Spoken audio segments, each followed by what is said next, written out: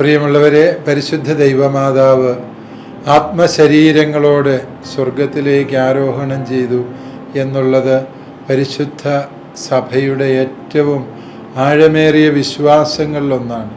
1950 12-ാം Pius മാർപ്പാപ്പയാണ് ഇതൊരു വിശ്വാസ സത്യമായി പ്രഖ്യാപിച്ചത് എന്നുള്ളത് വസ്തുതാപരമാണ്. എങ്കിലും നൂറ്റാണ്ടുകളായി, സഹസ്രാബ്ദങ്ങൾക്ക് മുൻപേ ഈ ഒരു വിശ്വാസം ദൈവജനത്തിൻ്റെ ഹൃദയത്തിൽ ആഴത്തിൽ പതിഞ്ഞ സത്യമാണ്.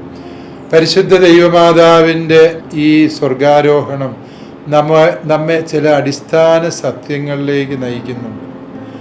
ഒന്നാമതായി, പരിശുദ്ധ കന്യകാമാതാവിനെ കുറിച്ച് നമ്മൾ ധ്യാനിക്കുമ്പോൾ എപ്പോഴും ദൈവഹിതത്തിന് ആമേൻ എന്ന് പറയുക, അതാണ് ഒരു വിശ്വാസിയിൽ നിന്ന് ദൈവം പ്രതീക്ഷിക്കുന്നത്.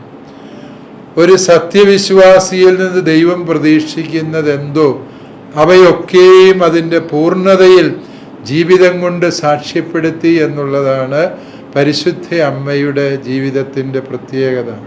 ഇതാ ഞാൻ കർത്താവിൻ്റെ ദാസി, നിന്റെ വചനം പോലെ എന്നിൽ ഭവിക്കട്ടെ എന്ന് പരിശുദ്ധ അമ്മ സംസാരിക്കുന്നു. എൻ്റെ ഹൃദയം എൻ്റെ രക്ഷകനായ ദൈവത്തിൽ ആനന്ദിക്കുന്നു എന്നാണ് മാതാവ് പറയുന്നത്.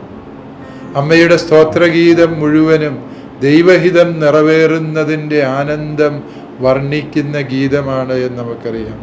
കാനായിലെ കല്യാണ വിരുന്നിൽ പരിശുദ്ധ അമ്മ പറയുന്നത്, നിങ്ങൾ അവൻ പറയുന്നത് പോലെ ചെയ്യുക, തനിക്കായി ഒന്നും പറയാനില്ല, പറയുന്നതെല്ലാം ദൈവമാണ്, ദൈവം പറയുന്നത് അതേപടി അനുവർത്തിക്കുക, അതാണ് മനുഷ്യൻ്റെ ഉത്തരവാദിത്വം എന്ന് ജീവിതം കൊണ്ട് സാക്ഷ്യപ്പെടുത്തിയതാണ് പരിശുദ്ധ അമ്മയെ സ്വർഗത്തിന് ഏറ്റവും സ്വീകാര്യയാക്കിയത് എന്ന് നമുക്ക് തിരിച്ചറിയാം. ദൈവഹിതത്തിന് വിധേയപ്പെട്ട് ജീവിക്കുന്നവർ സ്വർഗത്തിന് അർഹരാണ് എന്നുള്ളതിൻ്റെ സാക്ഷ്യമാണ് അമ്മയുടെ സ്വർഗാരോഹണം. ബെനഡിക്റ്റ് മാർപ്പാപ്പ പ്രസ്താവിച്ചതുപോലെ, ദൈവത്തിന് ജീവിതത്തിൽ 1-ാം സ്ഥാനം കൊടുത്താൽ ജീവിതത്തിൽ അന്തിമ വിജയം ആ വ്യക്തിക്കായിരിക്കും എന്നുള്ളതിൻ്റെ ഏറ്റവും വലിയ മകുടോദാഹരണമാണ് പരിശുദ്ധ അമ്മയുടെ സ്വർഗാരോഹണം. പ്രിയപ്പെട്ടവരെ, ഈ സ്വർഗാരോഹണ തിരുനാളിലേക്ക് പ്രവേശിക്കുമ്പോൾ നമുക്കതുകൊണ്ട് വേണ്ടത് ഒന്നാമത്തെ ചിന്ത, ജീവിതത്തിൽ നാം ഓരോരുത്തരെയും കുറിച്ച് ദൈവത്തിനൊരു പദ്ധതിയുണ്ട്. അത് നമ്മുടെ നാശത്തിന് വേണ്ടിയുള്ള പദ്ധതിയല്ല, നമ്മുടെ രക്ഷയ്ക്കും നമ്മുടെ അഭിവൃദ്ധിക്കും ഐശ്വര്യത്തിനും വേണ്ടി ദൈവം തയ്യാറാക്കിയ പദ്ധതിയാണ്. അതിൽ ചിലപ്പോൾ സഹനങ്ങളുണ്ടാകാം, ചിലപ്പോൾ രോഗങ്ങളുണ്ടാകാം, ചിലപ്പോൾ അപ്രതീക്ഷിതമായ വലിയ നഷ്ടങ്ങളുണ്ടാകാം. പക്ഷേ അതൊക്കെയും ദൈവീക പദ്ധതി എന്ന് കരുതി ആമേൻ, ദൈവഹിതം നിറവേറട്ടെ എന്ന് പറയാൻ കഴിയുമ്പോൾ നാം സ്വർഗത്തിൻ്റെ സുനിശ്ചിതമായ വഴിയിലാണ്, അന്തിമമായ വിജയത്തിൻ്റെ ഉറപ്പുള്ള പാതയിലാണ് എന്ന് പരിശുദ്ധ അമ്മയുടെ സ്വർഗാരോഹണ തിരുനാൾ നമ്മെ പഠിപ്പിക്കുന്നു. രണ്ടാമതായി, പരിശുദ്ധ അമ്മ പരിശുദ്ധ ത്രിത്വത്തിൻ്റെ 3 ആളുകളുമായി അഭേദ്യമായ ബന്ധം സൂക്ഷിച്ചു എന്നുള്ളത്. പിതാവായ ദൈവം അവളെ ജന്മപാപത്തിൻ്റെ കറയില്ലാതെ ജനിപ്പിച്ചു. പുത്രനായ ദൈവം അവളുടെ ഉദരത്തെ തൻ്റെ വാസസ്ഥാനമായി സ്വീകരിച്ചു. അത്യുന്നതൻ്റെ ശക്തിയായ പരിശുദ്ധാത്മാവ് അവളിൽ നിറഞ്ഞു വസിച്ചു എന്ന് നമുക്കറിയാം. പ്രിയപ്പെട്ടവരെ, ഓരോ ക്രിസ്ത്യാനിയിലും ദൈവം ചെയ്യുന്ന അത്ഭുതമാണ് പരിശുദ്ധ അമ്മയിൽ ദൈവമായ കർത്താവ് പ്രത്യക്ഷവൽക്കരിച്ചിരിക്കുന്നത് എന്ന് തിരിച്ചറിയണം. നാം ഓരോരുത്തരും മാമോദീസായിലൂടെ ജന്മപാപമില്ലാത്തവരായി പിതാവായ ദൈവത്തിൻ്റെ കൃപയാൽ ജനിപ്പിക്കപ്പെടുകയാണ്. പരിശുദ്ധ കുർബാനയിലൂടെ ഈശോ നമ്മുടെ ഉള്ളിൽ വന്ന് വാസമുറപ്പിക്കുകയാണ്.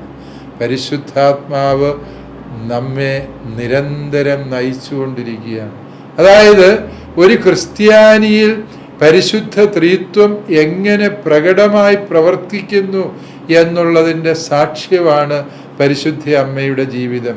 ഈ ഭൂമിയിൽ ദൈവൈക്യത്തിൽ ജീവിക്കുമ്പോൾ മരണശേഷവും ദൈവൈക്യത്തിലായിരിക്കും എന്നുള്ളതിൻ്റെ സൂചനയാണ് പരിശുദ്ധ ത്രിത്വവും പരിശുദ്ധ മറിയവും തമ്മിലുള്ള ആത്മബന്ധം എന്ന് നാം തിരിച്ചറിയണം. നമ്മുടെയും ജീവിതത്തിൽ പരിശുദ്ധ ത്രിത്വത്തിൻ്റെ ഈ കൂട്ടായ്മ അനുഭവിച്ച് ജീവിക്കാൻ നമുക്ക് ഈ സ്വർഗാരോഹണ തിരുനാളിൽ തീരുമാനമെടുക്കാം. വീണ്ടും പരിശുദ്ധ അമ്മ എന്ന് പറയുന്നത്, ഈ അമ്മ ഉള്ള വീട് എന്ന് പറയുന്നത് ഹൃദ്യതയുടെ, സ്നേഹത്തിൻ്റെ, മനസ്സിലാക്കലിൻ്റെ, കരുണയുടെ, കണ്ണുനീർ തുടയ്ക്കലിൻ്റെ അനുഭവമാണ് ഒരു മാതൃ സാന്നിധ്യം എന്ന് നമുക്കറിയാം. പരിശുദ്ധ അമ്മ കാനായിലെ കല്യാണ വിരുന്നിൽ മാത്രമല്ല മനുഷ്യൻ്റെ സങ്കടം കണ്ട് മനസ്സലിഞ്ഞിടപെട്ടത് എന്ന് നമുക്കറിയാം. ഈ അമ്മയുടെ പ്രത്യേകത, തൻ്റെ മക്കൾ എവിടെയെല്ലാം വേദനിക്കുന്നുവോ, ഒറ്റപ്പെടുന്നുവോ, പീഡകൾ അനുഭവിക്കുന്നുവോ, രോഗാതുരമാകുന്നുവോ, അവിടെയെല്ലാം അമ്മ അത്ഭുതകരമായി ഇടപെടുന്നു. അമ്മയുടെ പ്രത്യക്ഷീകരണങ്ങളുടെ ചരിത്രങ്ങളൊക്കെയും വായിച്ചാൽ ഉത്തരം കിട്ടാത്ത സങ്കടങ്ങൾക്ക് മുമ്പിൽ ഒറ്റപ്പെട്ടു പോയ മനുഷ്യൻ്റെ കണ്ണുനീർ തുടയ്ക്കാനാണ് സ്വർഗം വിട്ട് പരിശുദ്ധ കന്യകാ മാതാവ് ഇറങ്ങി വന്നത്. അത് ലൂർദിലോ, ഫാത്തിമയിലോ, മെജിഗോറിയിലോ, ഗാഡലൂപ്പയിലോ, വേളാങ്കണ്ണിയിലോ പരിശുദ്ധ അമ്മ വന്ന എല്ലാ സ്ഥലങ്ങളുടെയും ചരിത്രം പരിശോധിക്കുക. ആഴമേറിയ സങ്കടത്തിൻ്റെ കടല് ഉള്ളിലൊതുക്കി തോരാത്ത കണ്ണീരുമായി കഴിഞ്ഞവരുടെ അടുക്കലേക്കാണ് പരിശുദ്ധ കന്യകാമറിയം കടന്നു വരുന്നത്. നിന്റെ ജീവിതത്തിൽ സങ്കടങ്ങളുണ്ടോ? സത്യമായും ഈ അമ്മയുടെ സാന്നിധ്യം നിന്റെ ചാരയുണ്ട് എന്നതോർക്കുക. നീ രോഗം ബാധിച്ച് കഷ്ടതയിലാണോ? നിന്റെ രോഗശയ്യയിൽ നിന്നെ പരിചരിക്കാൻ ഈ അമ്മ കൂടെയുണ്ട് എന്നുള്ളതിൻ്റെ ഓർമ്മപ്പെടുത്തലാണ് അമ്മയുടെ സ്വർഗാരോഹണം. നമുക്ക് ആത്മശരീരങ്ങളോട് എടുക്കപ്പെട്ട ഒരമ്മ സ്വർഗത്തിലുണ്ട് എന്ന് പറഞ്ഞാൽ അതിൻ്റെ അർത്ഥം നമ്മുടെ എല്ലാ സങ്കടങ്ങളിലേക്കും ഇറങ്ങി വരാൻ അമ്മ നമ്മോടൊത്തുണ്ട് എന്നുള്ള സത്യമാണ്. പ്രിയപ്പെട്ടവരെ, ഈ സ്വർഗാരോഹണ തിരുനാള് ഭാരതത്തിൻ്റെ സ്വാതന്ത്ര്യ ദിനം കൂടിയാണ്. സ്വാതന്ത്ര്യത്തിൻ്റെ പൊൻപുലരി കണ്ടിട്ട് 1947 മുതൽ സ്വാതന്ത്ര്യത്തിൻ്റെ ശുദ്ധവായു ശ്വസിച്ചാണ് നാം ജീവിക്കുക. അമ്മ സ്വർഗത്തിലേക്ക് സ്വതന്ത്രയായതിൻ്റെ പുണ്യദിനത്തിൽ നമ്മുടെ രാജ്യം സ്വാതന്ത്ര്യത്തിലേക്ക് പിറന്നു വീണു. ഈ അമ്മ സ്വാതന്ത്ര്യത്തിൻ്റെ സംരക്ഷകയായി നമ്മോടൊത്തുണ്ട് എന്നുള്ള സത്യം പ്രിയപ്പെട്ടവരെ നമുക്ക് പ്രത്യാശ തരുന്നുണ്ട്. ഭാരതത്തിൽ പലതരത്തിലുള്ള സ്വാതന്ത്ര്യ ധ്വംസനങ്ങൾ നടക്കുന്നൊരു കാലഘട്ടത്തിലാണ് നാം ജീവിക്കുക. സത്യവിശ്വാസികൾ, അതുപോലെ തന്നെ എല്ലാ തരത്തിലും അവഗണിക്കപ്പെടുന്ന ഒരുപറ്റം മനുഷ്യര് ഈ മണ്ണിൻ്റെ മക്കളായിട്ടുണ്ട്.